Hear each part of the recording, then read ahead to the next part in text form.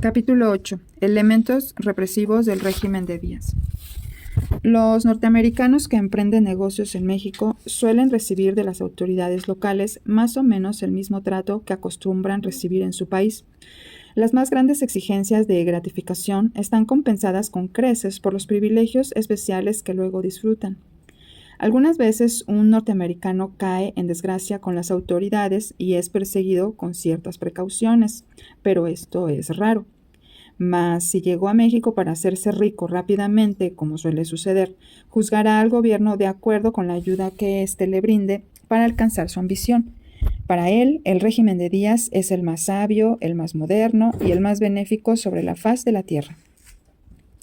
Para ser por completo justos con Díaz y su sistema, debo confesar que no juzgo a este desde el punto de vista del inversionista norteamericano, sino tan solo por sus efectos sobre la masa del pueblo en general, la que en última instancia determina con certeza el destino de su país. Desde el punto de vista del mexicano común, el gobierno de Díaz es lo más opuesto a la bondad. Es un tratante de esclavos, un ladrón, un asesino, no imparte justicia ni tiene misericordia. Solo se dedica a la explotación. Para imponer su autoridad al pueblo que le es contrario, el general Díaz se ha visto en la necesidad no solo de premiar a los poderosos del país y tratar al extranjero con liberalidad y facilidades, sino de privar al pueblo de sus libertades hasta dejarlo desnudo. Le arrebató los poderes, derechos y garantías, y la facultad de exigir la devolución de todo ello. ¿Por qué las naciones demandan siempre una forma popular de gobierno? Nunca, hasta que conocí México, había apreciado en toda su integridad la causa de esa exigencia. Es que la vida bajo cualquier otro sistema es intolerable. Los intereses comunes solo pueden conservarse mediante la voz de la comunidad. Los gobiernos de personajes que no son responsables ante las masas dan como resultado invariable el despojo de éstas y la degradación del país. El progreso de cualquier pueblo requiere ciertas garantías sociales que solo son posibles bajo un gobierno en el que toma parte la mayoría de la población. En 1876, el general Díaz ocupó con sus fuerzas la capital mexicana y se declaró a sí mismo presidente provisional. Poco después convocó a una supuesta elección y se declaró a sí mismo presidente constitucional. Con, entre comillas, supuesta elección, quiero decir que puso a sus soldados en posesión de las urnas electorales e impidió, por intimidación, que apareciera cualquier otro candidato en su contra. En esa forma resultó, entre comillas, electo por unanimidad y, con excepción de un periodo en que voluntariamente entregó su puesto, ha continuado eligiéndose por unanimidad en forma semejante. No hay necesidad de ahondar en las farsas electorales de México, puesto que los más fervientes admiradores de Díaz admiten que no ha habido una elección verdadera desde los últimos 34 años. Pero quienes deseen más pruebas sobre la materia pueden acudir tan solo a los resultados de tales, entre comillas, elecciones. ¿Es posible acaso imaginar una nación de unos 15 millones de habitantes, de los que unos 3 millones escasos se hallan en edad para votar, en la que todos prefieran al mismo hombre para que sea el jefe del Ejecutivo, no solo una vez, sino año tras año y decenio tras decenio? Colóquese ese cuadro en los Estados Unidos, por ejemplo. ¿Puede imaginarse a Taft reelegido por voto unánime? Roosevelt fue, sin duda, el presidente más popular que haya tenido este país. ¿Puede alguien pensar en un Roosevelt reelegido por voto unánime? Además, ¿quién no se llamaría a engaño si le dicen que hay un país de 15 millones de almas en el que la ambición no despierta, sino en un hombre único el deseo de presentarse ante el pueblo como candidato para el más alto puesto de la nación? Sin embargo, esta es exactamente la situación que existe en México. Don Porfirio Díaz se ha establecido 8 veces como, entre comillas, presidente, y otras tantas ha sido elegido por, entre comillas, unanimidad. Nunca ha tenido opositor en las urnas electorales. La experiencia de la sucesión presidencial se repite en los estados donde la reelección sin oponente es regla que tiene muy pocas excepciones. El gobernador del estado se mantiene en su puesto como si fuera vitalicio, a menos que por alguna razón pierda el favor de don Porfirio, lo que rara vez sucede. Un miembro de la clase alta mexicana describió con gran perspicacia esta situación. Dijo: "El único antirreeleccionista que hay en México es la muerte". La razón principal de que en los Estados Unidos no haya gobernadores que tengan 34 años en el puesto es que los primeros han muerto y ha sido necesario colocar a otros en las plazas vacantes. De esta manera, el coronel Próspero Cahuanzi ha gobernado el estado de Tlaxcala durante todo el periodo porfiriano.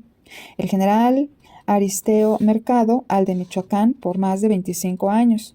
Teodoro Dehesa al de Veracruz durante 25 años, hasta que fue depuesto en 1909. El general Bernardo Reyes había gobernado en Nuevo León durante casi 25 años. El general Francisco Cañedo, el general Abraham Bandala y Pedro Rodríguez gobernaron a los estados de Sinaloa, Tabasco e Hidalgo respectivamente durante más de 20 años. El general Luis Terrazas fue gobernador de Chihuahua por más de 20 años. Los gobernadores Martínez, Cárdenas y Obregón González rigieron sus respectivos estados, Puebla, Coahuila y Guanajuato, durante unos 15 años. El régimen de Díaz es muy fácil de entender una vez que se ha explicado. El presidente, el gobernador y el jefe político son tres clases de funcionarios que representan todo el poder en el país. En México no hay más que un solo poder gubernamental, el ejecutivo. Los otros dos poderes solo figuran de nombre y ya no existe en el país ni un solo puesto de elección popular. Todos son ocupados por nombramiento expedido por alguna de las tres clases de funcionarios del ejecutivo mencionado. Estos controlan la situación en su totalidad. Sus palabras son leyes en sus propias jurisdicciones. El presidente domina en los 29 estados y 2 territorios de la República. El gobernador en su estado, el jefe político en su distrito. Ninguno de los tres es responsable de sus actos ante el pueblo. El gobernador tiene que responder ante el presidente y el jefe político solo ante el gobernador y el presidente. Es el régimen dictatorial personalista más perfecto que hay en la tierra.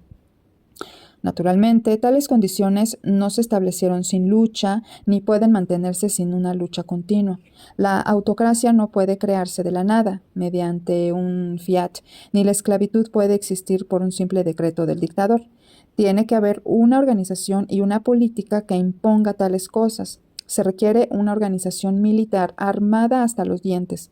Se necesitan policías y espías. Se imponen las expropiaciones y encarcelamientos por motivos políticos. Y asesinar continuamente. Ninguna autocracia puede existir sin asesinato, pues se alimenta con ellos. Nunca fue de otro modo, y gracias a la naturaleza humana, tal como es en la actualidad, no podrá ser de otro modo. Los 2 capítulos siguientes se dedicarán a describir la extirpación de los movimientos políticos que han tenido el propósito de restablecer las instituciones republicanas en México, pero parece conveniente definir primero cuáles son los poderes públicos y las instituciones que se han empleado en esa perversa obra. Son los siguientes. Número 1, el ejército. Número 2, las fuerzas rurales. Número 3, la policía. Número 4, la acordada. Número 5, la ley fuga. Número 6, Quintana Roo, la Siberia mexicana. Número 7, las cárceles. Número 8, los jefes políticos. En una entrevista publicada durante la Rebelión Liberal de 1908, el vicepresidente Corral anunció que el gobierno tenía más de 50,000 soldados listos para actuar en menos de una hora. En esa cifra debe haber incluido las fuerzas rurales, pues ciertos empleados de la Secretaría de Guerra me aseguraron después que en realidad el ejército regular contaba con menos plazas, casi exactamente 40,000. En teoría, el ejército mexicano es más pequeño que el de los Estados Unidos, pero según estimaciones de los expertos norteamericanos, publicadas durante los últimos años, sobre los efectivos reales del ejército de los Estados Unidos, el de México es mayor. Y si se consideran en proporción de las respectivas poblaciones, el ejército mexicano es por lo menos 5 veces más grande. El pretexto del general Díaz para mantener tal ejército en tiempo de paz siempre ha sido la insinuación de que el país podría hallarse en cualquier tiempo en peligro de ser invadido por los Estados Unidos. La prueba de que su objeto no era estar preparado contra la invasión, sino contra una revolución interna, se halla en el hecho de que en vez de fortificar la frontera, ha fortificado ciudades del interior. Además, mantiene al grueso del ejército concentrado cerca de los grandes centros de población y su equipo mejor y más numeroso consiste en baterías de montaña reconocidas como específicamente bien adaptadas para la guerra interna. Actualmente el ejército ejerce actividades policíacas. Con este fin, el país fue dividido en 10 zonas militares, 3 comandancias y 14 jefaturas. Se ven soldados por todas partes. No hay en el país una ciudad importante que no cuente con cuarteles situados en su centro donde los soldados están siempre listos para toda eventualidad. La disciplina de tiempos de guerra se mantiene en todo momento y la presencia de los soldados y sus constantes maniobras son una amenaza perpetua contra el pueblo. Se lanza a los soldados contra él con suficiente frecuencia para que el pueblo conserve siempre en la memoria el hecho de que la amenaza no es vana. Esta preparación para la guerra en que se mantiene a las tropas mexicanas no se conoce en los Estados Unidos. No hay trámites engorrosos cuando se trata de que el ejército actúe y las tropas llegan al lugar del desorden en un tiempo increíblemente corto. Por ejemplo, en la época de la rebelión liberal, en el otoño de 1906, los liberales atacaron la ciudad de Acayucan, Veracruz, pero a pesar de que esta ciudad está situada en una parte de los trópicos relativamente aislada, el gobierno concentró 4,000 soldados en aquel punto en menos de las 24 horas siguientes a la primera alarma. Como instrumento de represión, el ejército mexicano es empleado con efectividad en 2 formas distintas: como máquina de asesinar y como institución de destierro. Es cárcel y campo de concentración para los políticos indeseables. Esta segunda función del ejército se basa en que más del 95% de los reclutas son conscriptos, y esto por la razón muy particular de que son ciudadanos políticamente indeseables o víctimas fáciles para que el reclutador les saque dinero. El reclutador suele ser el jefe político. Los jueces, a instancia de la autoridad ejecutiva, en ocasiones sentencian a algún reo a servir en el ejército en vez de enviarlo a la cárcel. Algún gobernador, como sucede en Cananea, vigila a veces personalmente el reclutamiento de gran cantidad de hombres, pero por regla general, el jefe político es el funcionario encargado de hacerlo, y sobre él no se ejerce vigilancia. No tiene otro sistema que el que le dicta su propia voluntad. Llama a filas a los trabajadores que se atreven a declararse en huelga, a los periodistas que critican al gobierno, a los agricultores que se resisten a pagar impuestos exorbitantes y a cualquiera de otros ciudadanos que ofrezcan posibilidades de poder pagar su libertad en dinero. Como basurero donde se arroja a los políticamente indeseables, las condiciones del ejército son ideales desde el punto de vista del gobierno. Los hombres son más bien prisioneros que soldados y como tales se les trata. Por esta razón, el ejército mexicano ha merecido el nombre de, entre comillas, la cuerda nacional. Mientras estuve en la tierra de Díaz, visité algunos cuarteles del ejército. El de Río Blanco es típico. Aquí, desde la huelga de Río Blanco, han estado acuartelados 600 soldados y 200 rurales, a la sombra de la gran fábrica, en terrenos y edificios proporcionados por la compañía, como amenaza continua contra los miserables obreros explotados que allí trabajan. En Río Blanco, un capitán chaparrito nos acompañó durante la visita que de Lara y yo hicimos para corresponder a la invitación de un funcionario de la compañía. El capitán nos informó que la paga del soldado mexicano con alimentos es de 3 pesos con 80 centavos al mes y se supone que el soldado tiene que gastar la mayor parte en comida extraordinaria, puesto que el rancho que le dan es poco variado y muy escaso para satisfacer a un ser humano. El capitán confirmó las noticias que yo había oído con frecuencia en el sentido de que el soldado, durante sus 5 años de servicio, nunca pasa ni una hora fuera de la vista de un oficial y que es tan prisionero en su cuartel como el condenado en una penitenciaría. Este capitán estimaba que la proporción de soldados forzados era del 98%. Nos dijo que con frecuencia los soldados, locos por conseguir la libertad, hacen escapatorias y huyen como si fueran presos, y como a estos se les da caza. Pero lo que con más fuerza me llamó la atención durante esa visita fue que el bajito capitán, en presencia de media compañía, nos dijo que los soldados eran de la peor ralea, que no servían para nada, que eran malos y otras cosas de este jaez. Así hablaba para hacernos comprender que si hubiera guerra la calidad del ejército mejoraría mucho. Los soldados no parecían muy contentos de lo que oían. Esto me hizo pensar allí mismo que la lealtad del ejército mexicano se sostiene sobre bases deleznables, tan solo por el temor a la muerte, y que en caso de alguna rebelión contra la dictadura, es de esperarse que el ejército se alzará como un solo hombre tan pronto como la rebelión adquiera alguna fuerza, es decir, la suficiente para garantizar a los desertores la oportunidad de conservar la vida. El territorio de Quintana Roo se ha caracterizado como una de las Siberias de México, porque allí se ha llevado en calidad de soldados presos a millares de sospechosos políticos y agitadores obreros. Aunque ostensiblemente se les envía a pelear contra los indios mayas, son tan duramente tratados que es probable que ni el 1% de ellos regrese a su hogar. No me fue posible conocer Quintana Roo, pero escuché tantas noticias de fuentes auténticas que no tengo duda de que mi opinión es correcta. Quiero ofrecer los detalles proporcionados por una de estas fuentes de información, un distinguido médico del gobierno que durante 3 años fue jefe del servicio sanitario del ejército en aquel territorio. Durante 30 años, me dijo, ha habido una fuerza de 2 a 3 mil hombres en campaña constante contra los mayas. Estos soldados son reclutados casi todos entre los políticos sospechosos, y hasta muchos de los oficiales son hombres enviados a cumplir deberes militares en aquel territorio solo porque el gobierno tiene algún motivo para querer deshacerse de ellos. Quintana Roo es la parte más insalubre de México, pero los soldados mueren en cantidad de 5 a 10 veces mayor de lo que sería lógico, debido a las exacciones de que los hace víctimas su jefe, el general Bravo. Durante los primeros 2 años que estuve allí, la proporción de muertes fue del 100% al año, pues en ese periodo más de 4,000 soldados murieron de hambre o de enfermedades ocasionadas por el hambre. Durante meses y meses, agregó este médico, observé que los fallecimientos daban un promedio de 30 al día. Por cada soldado muerto por los mayas, no menos de 100 mueren por hambre y enfermedad.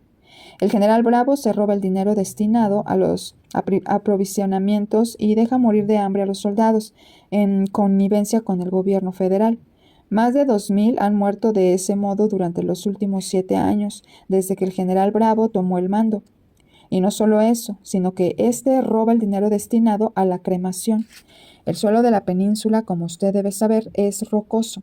El tepetate está casi en la superficie y no es práctico enterrar a los muertos. El gobierno destina algún dinero para comprar petróleo para la cremación de los cadáveres, pero Bravo se queda con ese dinero y deja que los cadáveres se pudran al sol. No puedo publicar el nombre de ese testigo porque ello le acarrearía el encarcelamiento y el castigo. Creo, sin embargo, que estoy en perfecta libertad para citar al coronel Francisco B. Cruz, el principal deportador de yaquis. El coronel Cruz me ha dicho que en 3 años el general Bravo ha acumulado 10 millones de pesos extraídos del ejército de Quintana Roo. El que casi todas las muertes de los soldados fueran ocasionadas por el hambre quedó demostrado en el año de 1902 a 1903, cuando el general Bravo tomó unas vacaciones y el general Vega se encargó del mando. El general Vega no robaba el dinero destinado a los alimentos, a las medicinas y al petróleo para la cremación de cadáveres. Como resultado, el número de fallecimientos descendió de 30 a 3 por día. En su campaña contra los mayas, me dijo el ex jefe de Sanidad, el gobierno construyó un ferrocarril de 70 kilómetros, conocido entre los soldados como Callejón de la Muerte, pues se dice que durante su construcción cada durmiente costó 5 vidas. Se llevaron muchos reos de la prisión militar de San Juan de Ulúa para que hicieran el trabajo con la promesa de reducir sus condenas a la mitad. Pero después de estar pocas semanas en manos de Bravo, la mayoría pedía, aunque en vano, que los devolvieran a Ulúa, que es la más temida entre las prisiones de México. No se daba de comer a estos infortunados prisioneros. Cuando caían por debilidad eran azotados, algunos hasta morir. Muchos reos se suicidaron en cuanto tuvieron oportunidad de hacerlo. Lo mismo hacían los soldados. 50 hombres se suicidaron mientras yo estuve allí. Casi no es posible imaginar un soldado que se suicida. Muy crueles condiciones debieron conducir al suicidio a 50 soldados entre 2000 en el lapso de 3 años. Respecto a las ganancias indebidas que ofrece el reclutamiento forzoso, como ya se ha sugerido, basta mencionar que el jefe político elige los afectados a su gusto en el secreto de su propia oficina. Nadie puede discutir sus métodos y de esta manera acaba por hacerse rico. Son reclutados unos 10,000 hombres cada año. Si se tiene en cuenta la alta proporción de mortalidad, puede apreciarse que son enormes las posibilidades que ofrece el sistema para el soborno. El horror al ejército es lo que explota el jefe para obtener dinero de jornaleros y de pequeños propietarios. A menos que la víctima sea reclutada por razones políticas, el sistema permite que el afectado pague a otra persona para que tome su lugar, siempre que el oficial encargado del reclutamiento lo apruebe. Esta facultad de opción es la que el jefe utiliza como gran productora de dinero, ya que éste no otorga su aprobación hasta que no es pagado del mismo modo que el sustituto. En general, no es necesario comprar al sustituto, sino solo al jefe político. Se dice que en algunos distritos existe la práctica regular de llevar registro de los trabajadores mejor pagados, lo cual permite que cuando estos reciben sus emolumentos, después de un trabajo agotador, son llevados a la cárcel donde se les dice que han sido reclutados. 1 o 2 días más tarde les hacen saber que el precio por su libertad es de 100 pesos, más o menos. Me han contado el caso de un carpintero que ha sido reclutado en esta forma 5 veces en el curso de 3 años. En 4 de ellas se desprendió de su dinero en cantidades que varían entre 50 y 100 pesos, pero en la quinta vez le faltó decisión y permitió que lo llevaran al cuartel. Los rurales son policía montada, seleccionada generalmente entre los criminales. Tienen buen equipo y son relativamente bien pagados. Emplean sus energías en robar y matar por cuenta del gobierno. Hay rurales de la Federación y rurales de los estados. Los efectivos de ambos cuerpos son de entre 7,000 y 9,000 individuos. Se hallan distribuidos en los diversos estados de acuerdo con el número de habitantes, pero son más utilizados en los distritos rurales. Tales policías constituyen la, entre comillas, fuerza de choque especial de los jefes políticos y su poder es casi ilimitado para matar a discreción, pues casi nunca se llegan a investigar las muertes injustas que ejecutan, ya sea individualmente o en patrullas. Para que se castigue al culpable, la víctima tendría que ser persona que estuviera realmente bien relacionado con el gobierno. En México es necesario que sea muy pequeño un pueblo para que no haya en él soldados o rurales y todavía más pequeño para que no tenga gendarmes. En la Ciudad de México hay más de 2,000, o sea, el doble que en Nueva York en relación con su tamaño. Los demás municipios están dotados en la misma forma. De noche, los gendarmes llevan linternas rojas que colocan en medio de la calle mientras andan por las cercanías. Se pueden ver estas linternas, una en cada crucero, parpadeando a lo largo de las calles principales. Se emplean en un sistema de señales. Cuando una lámpara se mueve, la señal se transmite de una a otra y en pocos segundos todos los gendarmes de la calle saben lo que ha ocurrido. Aunque el cuerpo de policía mexicano es relativamente insignificante, el cuerpo de policía secreta existe aparte y es más numeroso. Un periodista norteamericano empleado en un diario que se edita en inglés en la Ciudad de México me dijo una vez: hay 2 veces más policías secretos que policías regulares. Usted puede ver solamente un policía uniformado en medio de la calle. Por lo menos solo de eso puede darse cuenta. Pero apoyado en la pared, a la entrada de ese callejón, hay un hombre a quien tomaría usted por un vago. Un poco más allá está descansando otro que parece un peón. Pero trate usted de hacer algo y de escapar. Entonces verá cómo esos 2 hombres lo persiguen. En México no hay escape. Todas las calles y todos los callejones están bien guardados. Bueno, continuó, conocen la vida de uno tan bien como uno mismo. Hablan con usted y usted no sospecha nada. Cuando usted cruza la frontera, toman su nombre, ocupación y dirección. Y antes de que usted haya llegado a la capital, saben si dijo la verdad o mintió. Saben a qué vino usted aquí y ya han decidido lo que van a hacer al respecto. Tal vez esta persona exageraba. En estos asuntos es difícil conocer la verdad exacta, pero me consta que es imposible convencer al mexicano común de que el cuerpo de policía secreta de su país no es una institución formidable. La Acordada es una organización secreta de asesinos, una especie de policía dependiente de cada estado mexicano. Se compone de un jefe y de 6 a 50 subordinados. La Acordada suele eliminar a los enemigos personales del gobernador o de los jefes políticos, a los políticos sospechosos, a los bandidos y a otros de quienes se sospeche que han cometido algún delito, pero contra los cuales no hay pruebas. Los oficiales proporcionan los nombres de las víctimas y los miembros de ese cuerpo son mandados con órdenes de matar silenciosamente, sin escándalo. Hay 2 ejemplos notables en los que se dice que la Acordada cometió gran cantidad de asesinatos. Tales ejemplos son los días que siguieron a las huelgas de Cananea y de Río Blanco. Conozco personalmente a un mexicano cuyo hermano fue asesinado por la Acordada tan solo por gritar «¡Viva Ricardo Flores Magón!». Conozco también al hijo de un general que ocupa un elevado puesto entre los consejeros del gobierno mexicano. Ese hijo llegó a subjefe de la Acordada en el estado de Coahuila. Era un joven rebelde que había sido expulsado del ejército por actos de insubordinación contra un oficial superior. Pero su padre era amigo de Díaz y el presidente designó al joven para ocupar el puesto en la Acordada con un sueldo de 300 pesos al mes. Se le dieron 2 ayudantes y fue enviado con órdenes de, entre comillas, matar discretamente a lo largo de la frontera a todas las personas de quienes él sospechara que estaban en contactos con el Partido Liberal. Ninguna vigilancia se ejercía sobre él y mataba a su entera discreción. La Acordada trabaja a veces intensamente aún en la capital mexicana, donde los métodos policíacos son más modernos que en cualquier otra ciudad. Antes de la rebelión liberal de 1906, el gobierno conoció, por medio de espías, los planes detallados de los rebeldes, así como los nombres de cientos de participantes. Muchos de estos fueron asesinados. En cuanto a las actividades de la Acordada en la Ciudad de México en esa época, pueden colegirse del siguiente relato proporcionado por un bien conocido periodista capitalino. Se abren comillas. Es sabido, por la fuente más digna de confianza, que durante la semana anterior al 16 de septiembre, la Policía Secreta y delegados especiales, la Acordada, eliminaron a no menos de 2,000 sospechosos tan calladamente que hasta la fecha no se ha publicado ni una sola línea a este respecto. Se cierran comillas. He dudado mucho antes de atreverme a publicar ese informe, porque es demasiado monstruoso para que yo pueda creerlo, y no espero que el lector lo crea. Pero no tengo la menor duda de que en parte era verdadero, es decir, que varios grandes grupos de individuos fueron muertos en esa época y en esa forma. Algunos liberales con quienes he tenido contacto me han hablado de amigos que desaparecieron repentinamente y no se supo más de ellos.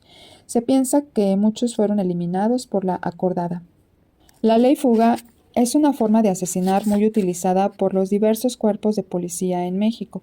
Tuvo su origen en un decreto del general Díaz que autorizó a la policía para disparar sobre cualquier prisionero que tratase de escapar mientras estuviera bajo guardia.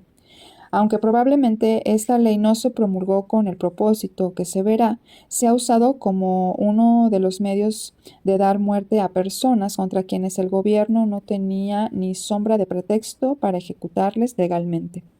Tan solo se captura al hombre señalado, se le conduce a un lugar solitario y allí se le dispara sobre él.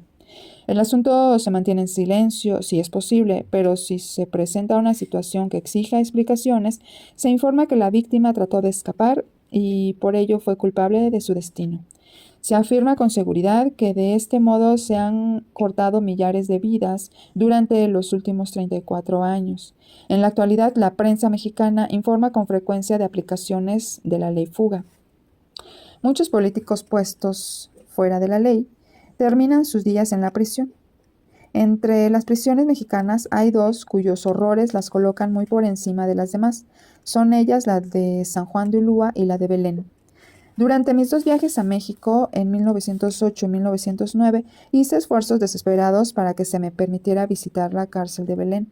Vi al gobernador del Distrito Federal, vi al embajador norteamericano, traté de entrar con un médico de la prisión, pero nunca pude pasar más allá de la puerta. A través de ella observé el patio central, donde se hallaban cientos de seres convertidos en bestias por el trato que recibían. Eran hombres andrajosos, sucios, hambrientos, verdaderos desechos humanos. Una visión que parecía calculada para provocar una sonora carcajada ante las solemnes declaraciones de ciertos individuos en el sentido de que México tiene un gobierno civilizado. Pero no pude ver más que ese patio. Me permitieron visitar otras prisiones, pero no Belén. Cuando insistí ante su excelencia el gobernador, confesó que no era prudente. A causa de las malas condiciones, dijo, no sería conveniente. Bueno, agregó, hace poco tiempo el vicepresidente, señor Corral, se atrevió a hacer una rápida visita a Belén, contrajo el tifo y estuvo en peligro de morir. No puede usted ir. Le dije que sabía de varios norteamericanos a quienes les fue permitido visitar Belén, pero no pudo recordarlo. Sin duda esos norteamericanos eran bien conocidos, se encontraban demasiado enredados en los negocios mexicanos, de modo que no había peligro de que al salir dijeran la verdad sobre lo que habían visto. Mis credenciales no eran bastante influyentes para ayudarme a lograr que visitara Belén. Sin embargo, conozco esa cárcel bastante bien, creo yo, porque he hablado con personas que la han visto como prisioneros y han salido de ellas vivos a pesar de sus horrores. Muchos son periodistas. También hablé con funcionarios y médicos de la prisión y además he leído lo que decían los periódicos de la Ciudad de México. Sin embargo, será suficiente mencionar algunos hechos desnudos y evidentes. Belén es la prisión general del Distrito Federal. Este comprende la capital de la República y algunos suburbios, con una población total aproximada de 600,000 personas. Belén es a la vez cárcel municipal, cárcel de distrito y penitenciaría, aunque en el Distrito Federal hay también otra penitenciaría que se distingue de Belén porque entre sus muros se encierra a los criminales que han sido sentenciados a más de 8 años de prisión. La penitenciaría, que así se llama, es una institución moderna, construida decentemente y con servicio de agua y drenaje. Los presos son pocos y están relativamente bien alimentados. Los visitantes son siempre bien recibidos en la penitenciaría, puesto que ésta fue hecha sobre todo para exhibirse. Cuando se oiga a un viajero alabar el sistema carcelario de México, debe tenerse por cierto que solo lo llevaron a visitar la penitenciaría del Distrito Federal y que no conoce Belén. Belén es un asqueroso y viejo convento que se convirtió en prisión solo para amontonar a varios miles de personas entre sus muros. No es suficientemente grande para alojar con alguna holgura a 500 presos, pero con frecuencia hay ahí más de 5,000, a quienes se da una ración diaria de galletas y frijoles, insuficiente para mantener viva a una persona varias semanas. La insuficiencia de estas raciones es tan de sobra conocida por los funcionarios de la prisión que se ha creado un sistema regular de comidas llevadas desde fuera. Todos los días los amigos y parientes de los prisioneros les llevan a estos canastas con alimentos para que puedan vivir hasta el término de su encierro. Desde luego, esto constituye un terrible sacrificio para los pobres, pero el sistema cumple sus fines, excepto en el caso de cientos de infortunados que no tienen amigos afuera y que mueren de hambre sin que nadie mueva un dedo para ayudarlos. Un médico de la prisión me informó lo siguiente. A los 3 días de haber entrado en Belén, todos los presos contraen una enfermedad en la piel, una terrible picazón que parece que quema el cuerpo, la cual es adquirida por las sucias condiciones del lugar. Todos los años, continuó, ocurre en la prisión una epidemia de tifo que mata a un promedio del 10% de los ocupantes. Dentro de Belén no hay sistema para imponer el orden entre los prisioneros.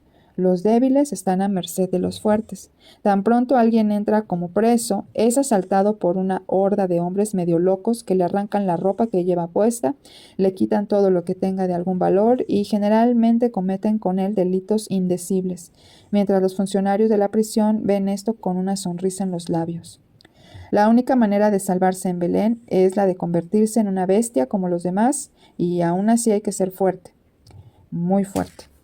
Si yo diera a conocer el nombre de este médico, cualquier funcionario de la Ciudad de México lo identificaría como hombre de alta estima del gobierno, pero también sería encarcelado en Belén. He recibido informes como este de muchas y diversas fuentes. No tengo duda de que son ciertas. Los relatos sobre las epidemias de Belén siempre acaban por aparecer en los periódicos mexicanos. Recuerdo que durante mi primera visita a México, en el otoño de 1908, los diarios informaron de una epidemia de tifo. En los 3 primeros días se publicó la cantidad de casos nuevos, pero después se suprimieron las noticias periodísticas debido a que la situación amenazaba convertirse en un gran escándalo. En el tercer día hubo 176 casos nuevos.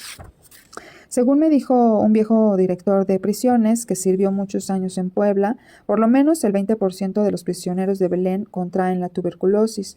Salen de allí con esta enfermedad el 75% de los hombres que entran, si es que logran salir con vida.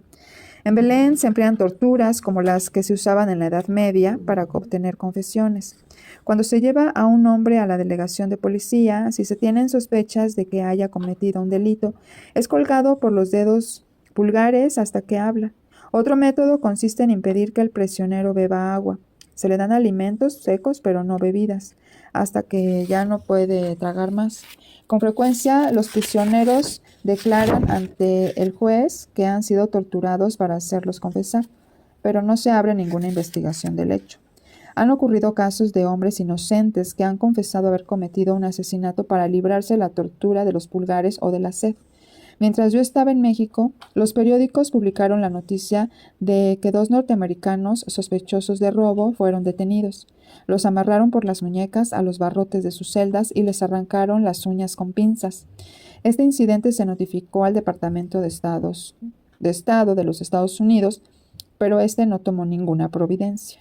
San Juan de Ulúa es una vieja fortaleza militar situada en el puerto de Veracruz, la cual se ha convertido en penal. Oficialmente es considerada como prisión militar, pero de hecho es una prisión política, esto es para políticos sospechosos. Tan escogidos son sus residentes, los cuales cambian a menudo porque mueren pronto, y tan personal es la atención que el presidente Díaz otorga a este lugar, que en todo México se conoce a San Juan de Ulúa como, entre comillas, la cárcel privada de Díaz. Es una construcción de mampostería cuyas celdas están bajo el mar. El agua salada se filtra hasta donde se hallan los prisioneros, algunos de los cuales permanecen echados, medio desnudos y medio muertos de hambre, en oscuros calabozos tan pequeños que no permiten a un hombre corpulento acostarse sin quedar encogido.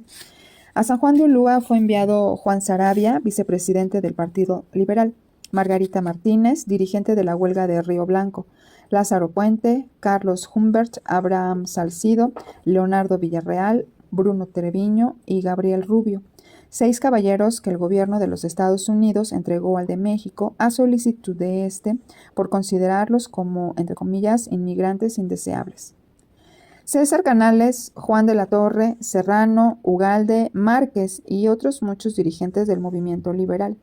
Desde que entraron tras de aquellos muros grises ennegrecidos, solo se ha vuelto a saber de muy pocos de tales hombres y mujeres. Se ignora si aún viven, si han sido fusilados detrás de las murallas, si han muerto de enfermedad o hambre, o si todavía están allí y arrastran una miserable existencia, esperando con toda esperanza que un gobierno más liberal llegue al poder y los ponga en libertad. Nunca se ha sabido de ellos porque a ningún prisionero político de San Juan de Ulúa le está permitido comunicarse ni con sus amigos ni con nadie del mundo exterior.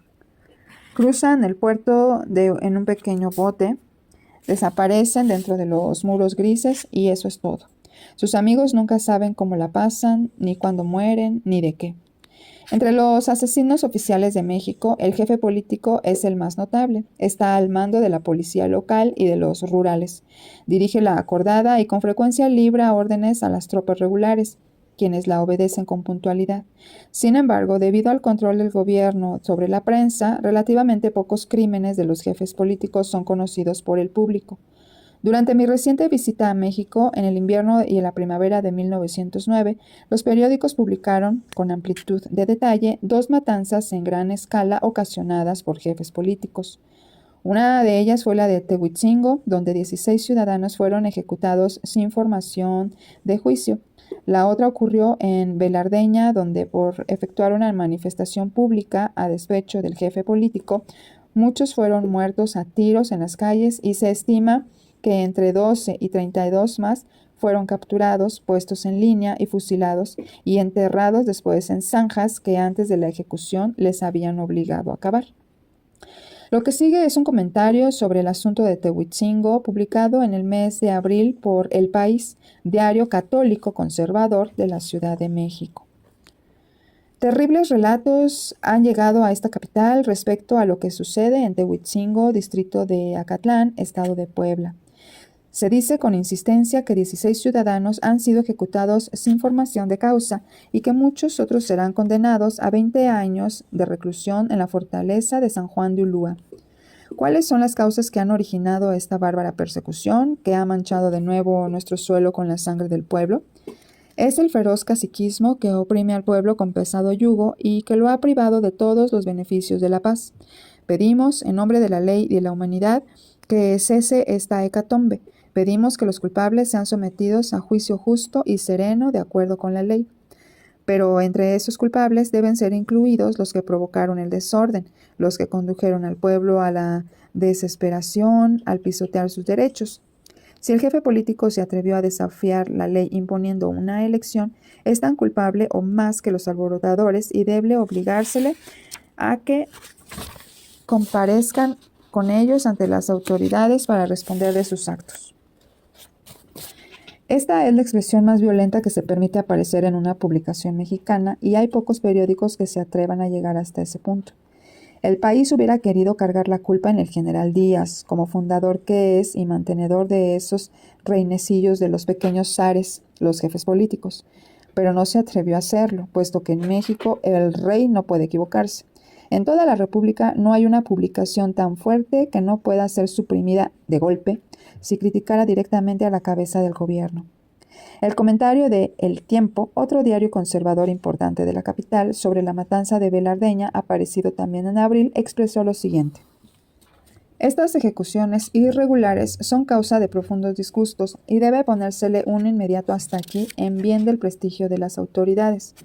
Para lograr ese fin, es necesario que los autores de tales atropellos sean severamente castigados, como suponemos que lo serán los responsables de esas sanguinarias escenas que se han presenciado en Velardeña y que han ocasionado tanto horror e indignación en toda la República.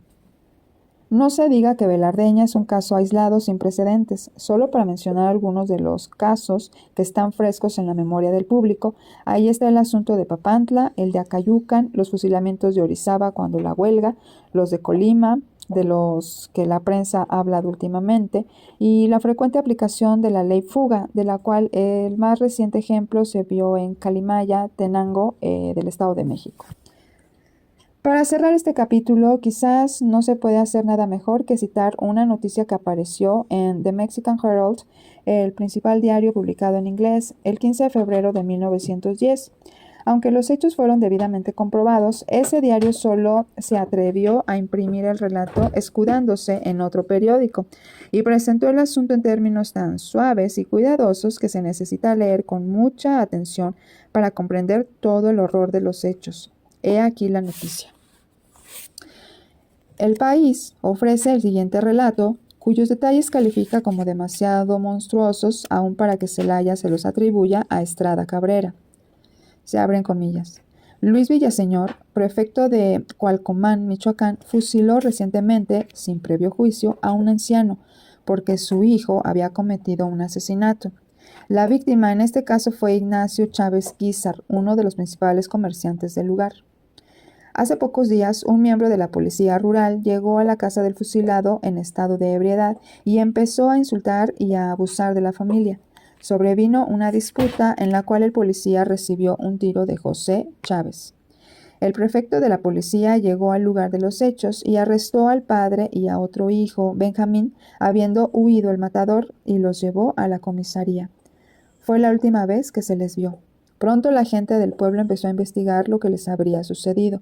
Se extendió la noticia de que habían escapado de la prisión, pero un pariente, sobrino del padre fusilado, con cierta sospecha de que esa noticia no era cierta, abrió una tumba que le pareció muy reciente, situada cerca de la comisaría, y allí encontró los cadáveres de los 2 hombres que habían sido arrestados. El prefecto, al no haber sido capaz de capturar a José, ni de saber en dónde estaba éste, hizo que el padre y el hermano pagaran el crimen. Se cierran comillas. Comentando este relato, el país pide el castigo del culpable y la garantía de que se cumplan las leyes del país.